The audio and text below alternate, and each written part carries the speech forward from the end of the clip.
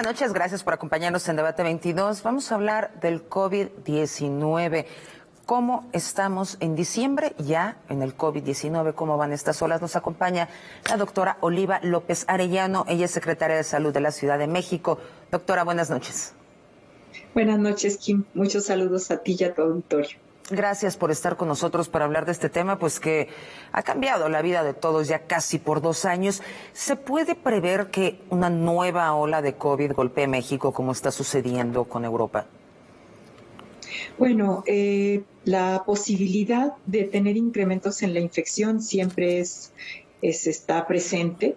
Tiene que ver con la época invernal, tiene que ver también con las celebraciones que se hacen básicamente en interiores. En diciembre, pues las personas se reúnen, son las fiestas decembrinas, se reúnen, están al interior de las casas, festejan, se baja la guardia. Aquí lo más importante es que entre todos podemos frenar esa posibilidad de contagio, disminuir el riesgo de infección y sobre todo tener muy claro que la pandemia sigue en el mundo, en el país, en la ciudad y que no debemos bajar la guardia.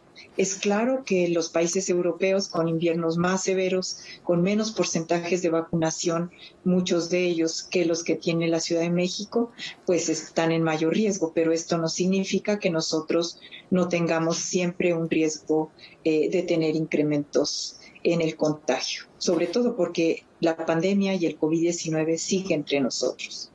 Es preocupante de repente ver el caso de Austria, que confinó a toda la población. Primero iba a ser solo a los no vacunados, decidieron confinar a todos.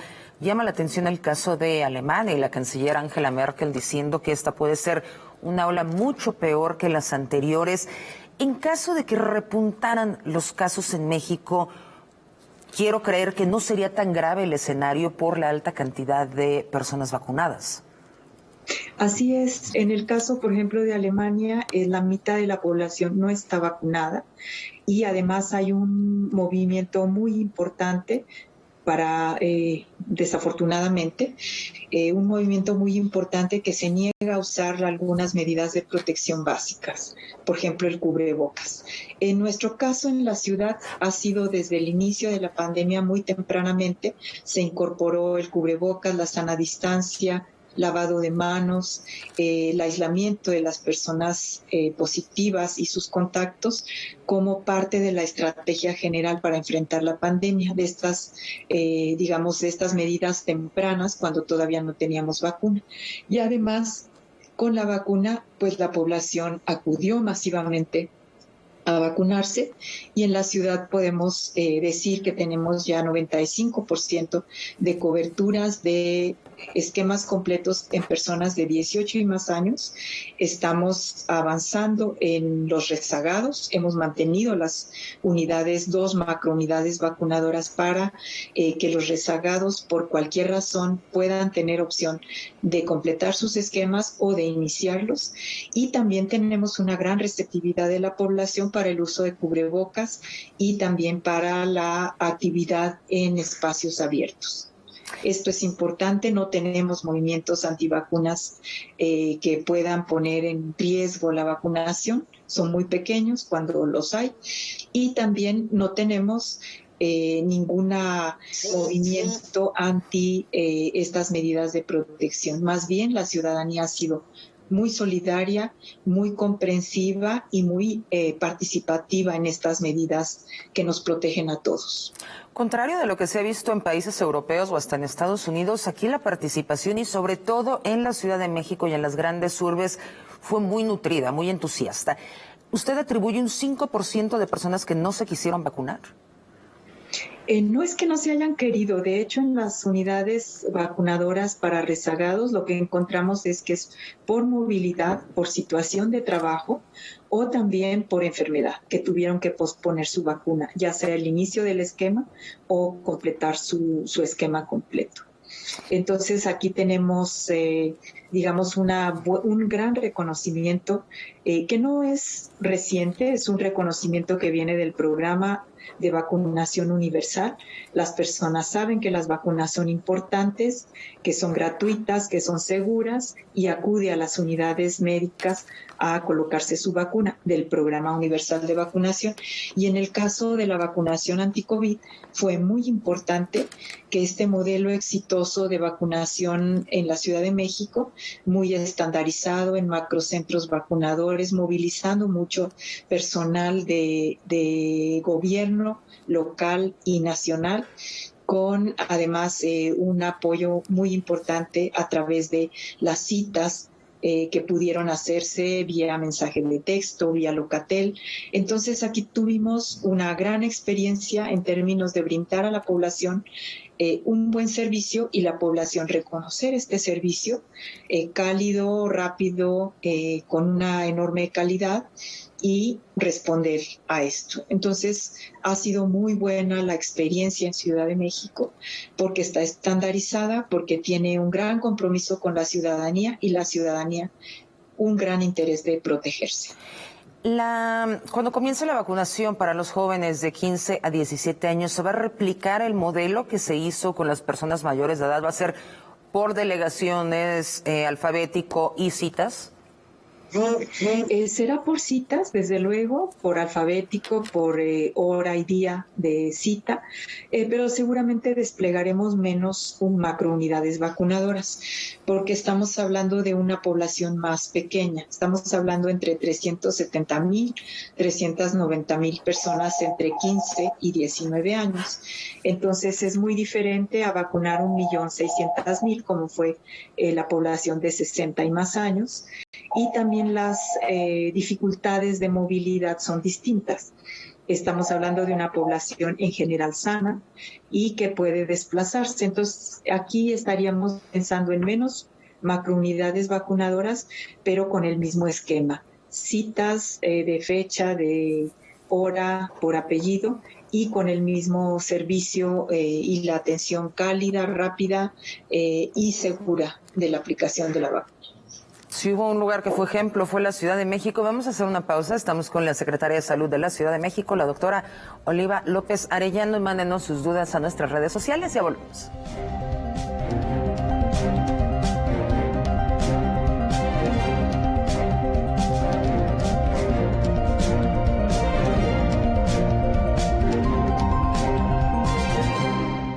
Estamos con la doctora Oliva López Arellano, Secretaria de Salud de la Ciudad de México.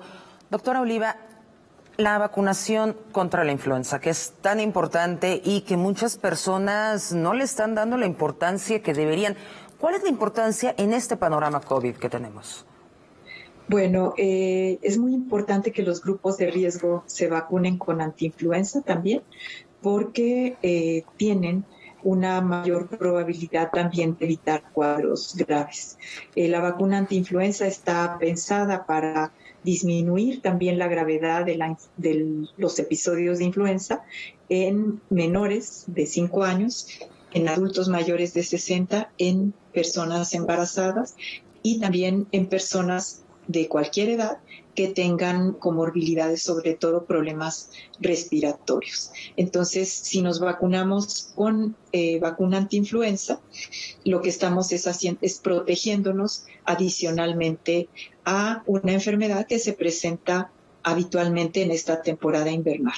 De hecho, nosotros vacunamos desde ahora, desde noviembre, estaremos vacunando hasta marzo.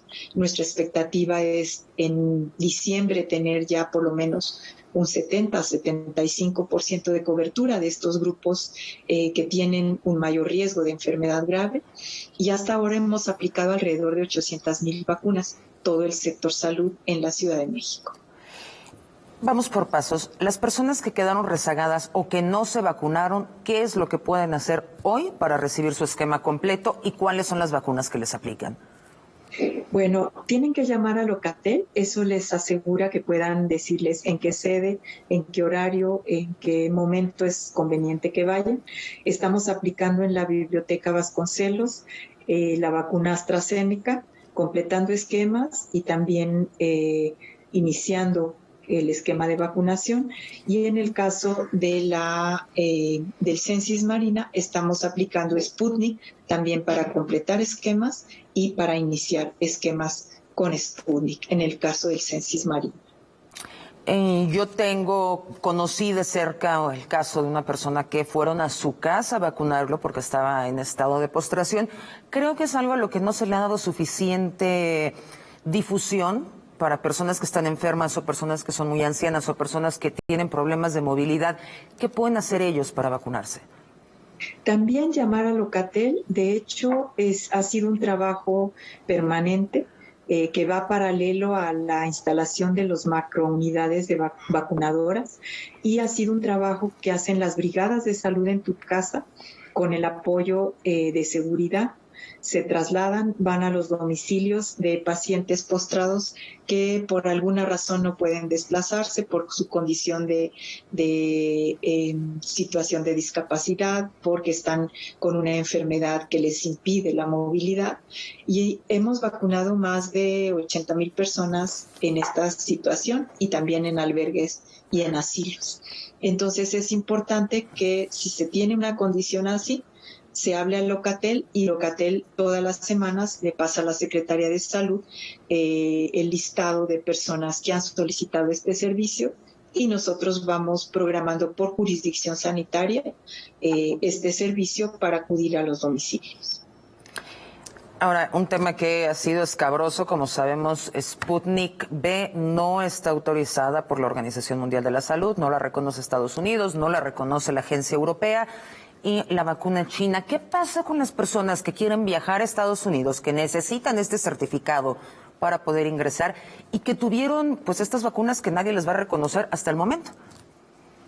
Sí, nosotros sabemos que están ya muy avanzados los trámites de la documentación que se requiere para que sean reconocidas en la OMS. Sabemos que se está entregando documentación y que son la experiencia que tenemos y lo que se ha reportado por distintos grupos de investigación en el mundo, es que son vacunas seguras y que protegen. Esto es, digamos, lo más importante. Sí, pero digamos, el tema burocrático no se los permite, el tema europeo también, porque la agencia europea dijo, aunque lo reconozca la OMS, si nosotros no lo reconocemos, no entran. ¿Cómo estos pacientes brincan este proceso burocrático para poder viajar? Bueno, hay que pensar que la pandemia vino a transformar muchas de las formas de movilidad, de vinculación, de trabajo.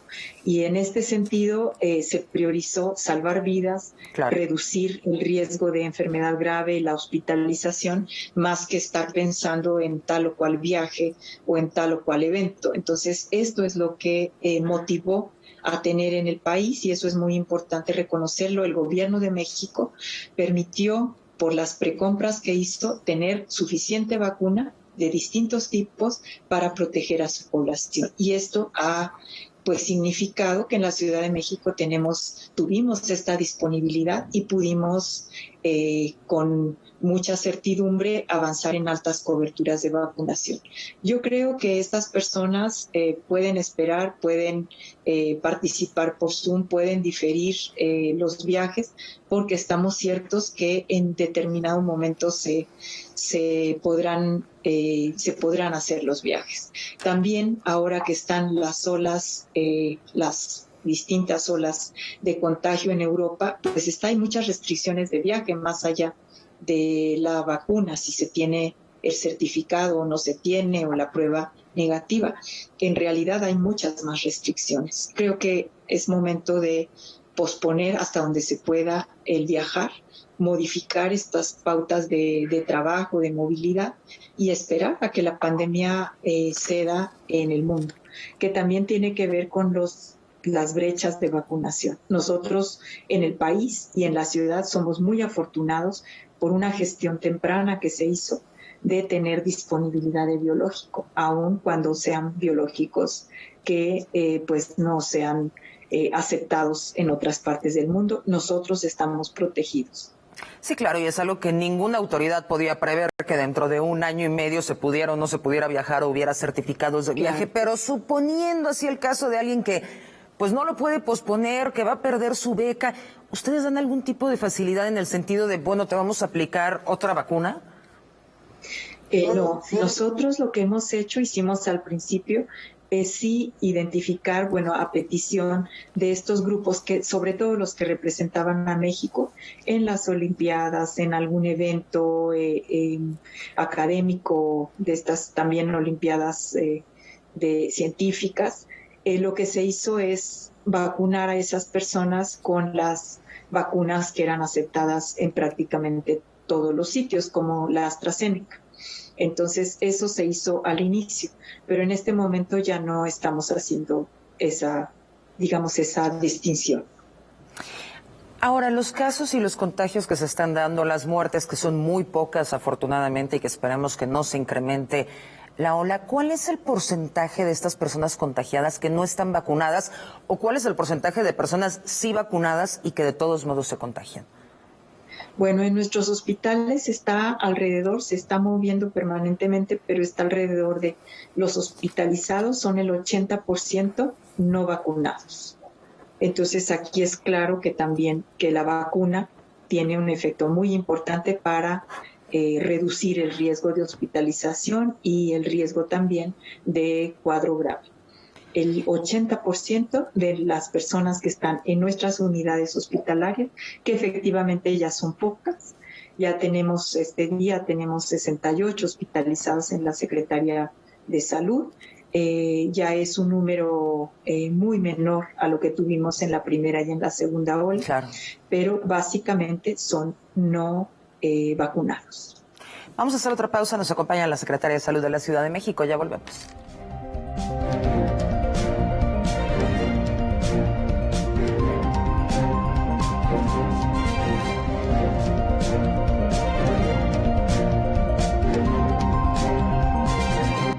Estamos de regreso con la doctora Oliva López Arellano, secretaria de Salud de la Ciudad de México. Secretaria, antes de la pausa nos decía que el 80% de las personas en la Ciudad de México que están hospitalizados ahorita no están vacunados. Del 20% que sí están vacunados y están en el hospital, ¿cuántos decesos se registran? En ese grupo tenemos otras condiciones. Tenemos, por ejemplo, que son personas de mayor edad, que tienen comorbilidades, que esto es algo que ha acompañado la pandemia y que ha marcado mucho la dinámica de la pandemia en la ciudad y en el país, que son personas que tienen diabetes, están en una situación de obesidad, tienen hipertensión y también que tienen un esquema incompleto. Entonces hay ya muchas más variantes. Ahorita lo que estamos teniendo ya es prácticamente estamos en ceros en términos de las defunciones en los hospitales de la Ciudad de México. Tenemos pocos hospitalizados y ya se redujo las defunciones por COVID ya en estas últimas semanas prácticamente estamos en ceros. ¿Qué tanto ha cambiado el tratamiento al paciente que ya está contagiado con COVID, hospitalizado, de lo que se venía haciendo hace 1 año y medio cuando era prueba y error y no se sabía bien qué medicamentos funcionaban? ¿Ha cambiado mucho el tratamiento? Bueno, está mucho más estandarizado. No hay un tratamiento específico anti-COVID. Esto es importante señalarlo y por eso es fundamental las medidas no farmacológicas, este cuidado personal, el uso de cubrebocas, sana distancia, lavado de manos y también la intervención preventiva a través de la vacunación, porque no hay un tratamiento específico contra el COVID-19. Se están haciendo algunos ensayos y hay algunos tratamientos que apuntan a que podrán ser útiles, pero no hay todavía una contundencia para que sean utilizados de manera masiva. Lo que sí se estandarizó es el uso de antiinflamatorios, es también de manera muy importante la intervención temprana con anticoagulantes, pero todo esto es de uso hospitalario. En el nivel ambulatorio lo más importante es mantener, como en todas las enfermedades, el aislamiento, el reposo, la hidratación, la alimentación correcta, utilizar un analgésico para disminuir las molestias y sobre todo seguir monitoreando siempre la oxigenación a través de la oximetría con el oxímetro es muy sencillo tener una valoración porque es el indicador más importante, y la fiebre, de la necesidad de tener una atención hospitalaria oportuna. En el nivel hospitalario también se incorporaron ya como medidas útiles, por ejemplo, las puntas de alto flujo, de oxigenación de alto flujo, y lo que señalaba, anticoagulantes, antiinflamatorios, pero son de manejo hospitalario. En nuestros hospitales y en otros hospitales también, como funcionamos como un sistema unificado de salud, estuvimos usando y usamos en algunos casos Remdesivir, que es un medicamento que está pues teniendo buenos resultados para carísimo, ¿no? Muy caro, la progresión hacia la gravedad. Es un medicamento muy caro, se hizo una compra pública y se usa en situaciones que están ya evaluadas como que es cuando tiene efecto. No se utiliza tardíamente, no se utiliza cuando ya la persona está a un paso de la intubación, tiene que ser entre los primeros días de la infección y sobre todo cuando son personas con comorbilidades. Muchos países están empezando a vacunar a los niños desde chiquititos, por ejemplo, en Israel, desde 5 años. ¿Cuántos casos de contagios de niños ha habido en la Ciudad de México? Bueno, tengo el dato así de memoria. En nuestros hospitales este año hemos tenido alrededor de 70 niños hospitalizados y en general con buenos resultados. No presentan cuadros tan graves. Sí, estos cuadros requirieron hospitalización y la letalidad es muy baja. En el país la letalidad, por ejemplo, de menores de 18 años está reportada de 0.4%, es una letalidad baja y por lo tanto los grupos de mayor riesgo, y por eso en la ciudad, en el país se empezó por los mayores de 60, porque es ahí donde se presentan los cuadros más graves y los cuadros que desafortunadamente pueden tener una mayor probabilidad de un desenlace fatal. Entonces, en los menores es importante, ahora que se aprobó ya la vacunación de 15 a 17, que en el momento en que tengamos disponibilidad en la ciudad podamos iniciar con esta vacunación, pero son grupos que no tienen el riesgo de los mayores de 60 años. Organizaciones como la OCDE han señalado a México diciendo que la mortalidad ha sido altísima, llegando al 7.5%. ¿Qué opina de esto, doctora? Bueno, que efectivamente tenemos una letalidad alta y una letalidad en grupos más jóvenes, porque en Europa tuvieron letalidades muy altas, pero en mayores de 70 años, mayores de 80 años, y en el país y en la ciudad hemos tenido mortalidades pues más altas en grupos de 60, de 50 años. Pero aquí lo que hay que señalar es que estamos con una imbricación frente a otra epidemia severísima de enfermedad crónica no transmisible. O sea, nuestra población mayor de 20 años tiene en la ciudad una prevalencia altísima de obesidad y sobrepeso, 75%, quiere decir que 7 de cada 10 personas de 20 y más años están en esta condición y es un elemento de riesgo para COVID-19 de forma grave, y también diabetes, también la hipertensión, y esto tiene también altas prevalencias. La hipertensión, estamos 20 de cada 100 personas mayores de 20 años tienen hipertensión, y el 15% de 20 y más años tienen diabetes. Entonces, estas prevalencias tan altas sobre las que se vino a encimar, por decir de alguna manera, el COVID-19, pues nos pusieron en una situación de mayor fragilidad y, por supuesto, incrementaron la letalidad. Y otras condiciones, por ejemplo, la población que no pudo resguardarse y que se infectó en la primera ola por condiciones estructurales. La población que no tiene un empleo formal, que no tiene un salario fijo, que no tiene garantía y que el día que no trabaja, pues no come, que es toda esta población que vive en los trabajos precarios. Doctora Oliva López Arellano, gracias por haber estado con nosotros, gracias por esa labor en la vacunación. Esperamos que así sea también con los jóvenes. Le agradecemos mucho el tiempo. Con mucho gusto. Gracias y gracias por habernos acompañado. Lo esperamos el próximo miércoles. Quédese con Pantalla de Cristal.